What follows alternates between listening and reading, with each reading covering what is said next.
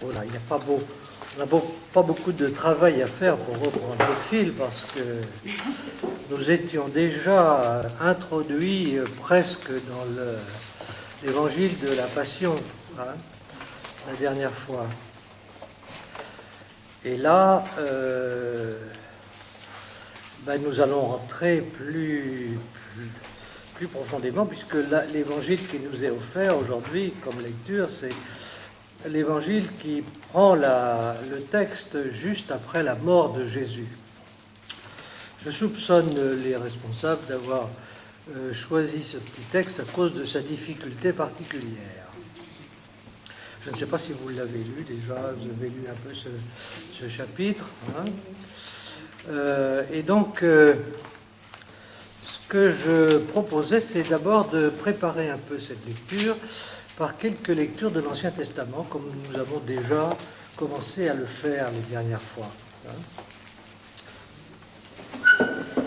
Donc, je pense que vous avez suffisamment de familiarité avec le livre pour retrouver les références assez facilement. Vous savez que dans la Bible de Jérusalem, c'est celle que j'utilise, mais ça change parfois, parce que le rangement des livres n'est pas pareil partout. Ce sont les prophètes qui précèdent immédiatement le Nouveau Testament. D'abord les grands prophètes, Isaïe, Jérémie, Ézéchiel et pour nous Daniel, puis ensuite les 12 petits prophètes.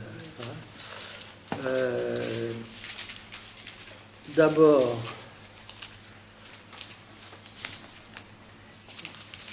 Osée, ensuite Joël et puis ensuite Amos. Amos, c'est un prophète du Nord. Hein? Et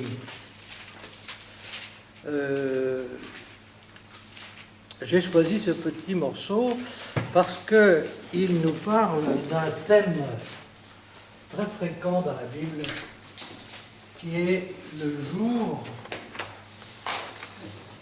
de Yahvé.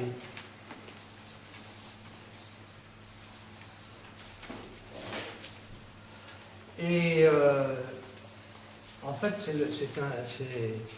c'est un rendez-vous de Dieu avec son peuple et avec l'humanité qui a des caractéristiques tout à fait particulières, à la fois terribles et avec un versant positif aussi. Il y a deux versants, un versant négatif, un versant positif. Et donc, c'est plusieurs thèmes qui vont être repris à travers différents livres de la Bible autour de ce jour de Dieu qu'on attend. Ensuite, on va prendre un autre thème avec Ézéchiel qui est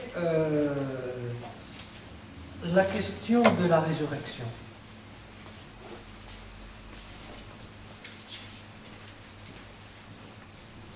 Vous savez que la conscience d'une vie après la mort est apparue assez tard dans l'histoire d'Israël. Il a fallu pratiquement le IIe siècle avant le Christ pour que cette conviction commence à s'enraciner. Et elle s'est enracinée à travers un certain nombre de relais. Ce dont on parlait d'abord, c'est de la résurrection du peuple en son entier. Puis peu à peu, l'idée d'une résurrection personnelle, individuelle, va se faire jour et va trouver son expression définitive dans le Nouveau Testament. Mais les pharisiens, déjà à l'époque de Jésus, avaient cette conscience. Mais tout le peuple, à ce moment-là, au temps de Jésus, n'avait pas cette conviction de la résurrection. Et on voit Jésus, par exemple, polémiquer avec les Sadducéens, qui ne voulaient pas entendre parler de la résurrection.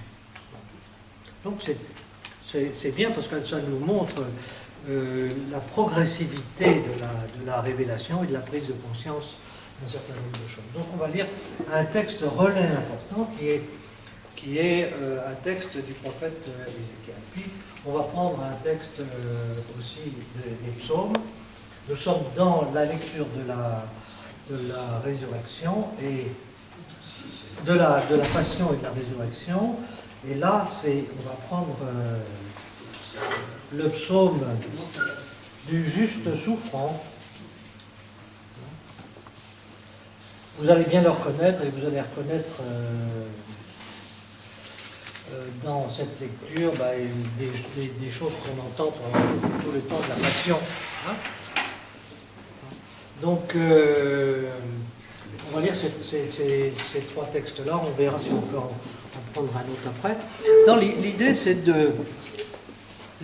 de s'habituer et de se familiariser peu à peu à comprendre comment travaille le Nouveau Testament. Le Nouveau Testament travaille à interpréter l'événement que représente la vie, la mort et la résurrection du Christ à la lumière d'un certain nombre de figures, de symboles, de métaphores qui ont été travaillées dans l'Ancien Testament.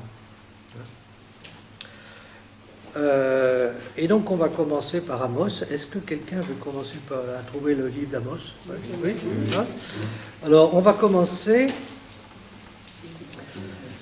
au chapitre 5, verset 14. Et puis on va aller jusqu'au début du chapitre 6. Voilà, on va faire comme d'habitude, on va faire une lecture comme ça, en se passant le relais les uns aux autres. Recherchez le bien et non pas le mal.